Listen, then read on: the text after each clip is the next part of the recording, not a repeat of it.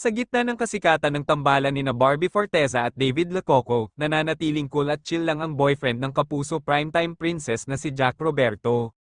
Pak na pak pa rin hanggang ngayon ang Barda Love Team nina Barbie at David. Sa katunayan, dalawang proyekto ang pinopromote ngayon ng dalawang kapuso stars, ang bago nilang serye na, Pulang Araw, at ang first ever movie nilang, That Kind of Love.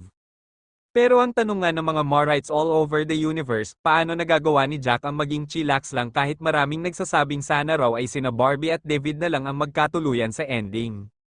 Sa isang episode ng Kapuso Daytime Variety Show na Tick the Clock, sinagot ni Jack at ng mga host at iba pang guest sa programa ang tanong tungkol sa pagseselo sa kanilang mga karelasyon. Sa Kung Ikaw Ang Tatanungin segment ng show, ang ibinigay na senaryo ay, kung may pogi o magandang katrabaho ang partner mo, pipiliin mo bang maging OA, overacting, sa pagseselos o maging nonchalant sa pagseselos?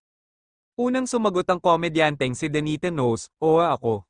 Sumunod na nagsalita ang aktres at beauty queen na si Herlane Budol, dati kasi OA ako magselos, dahil OA ako naghiwalay kami ng tuluyan so pipiliin ko ngayon maging nonchalant kasi I know my worth right now. Sabi naman ni Jack, naniniwala siya na isa sa pinakamahalagang bagay sa isang relasyon ay trust at communication. Base sa experience ko, walang selosan sa ganyan, kung confident ka naman and you have trust sa partner mo, 'di ba? Wala kang dapat ikatakot, wala ka dapat ika-worry, pahayag ng boyfriend ni Barbie. Say naman ni Kuya Kim Atienza, seloso siyang partner, seloso ako pero ini-express ko sa paraan na hindi pa away, napakaseloso ko. Overacting din daw si Jason Gainza sa pagiging seloso, OA ako sa pagseselos kasi gusto ko sa akin lang siya tumatawa, sa akin lang siya cute na cute, sa akin lang siya poging-pogi, sa akin lahat. Nonchalant naman si Faith sa isyu ng selosan dahil confident siya sa kanyang sarili, ako nonchalant ako, kasi dapat pag nasa relationship ka, you have to be secure with yourself, with your partner.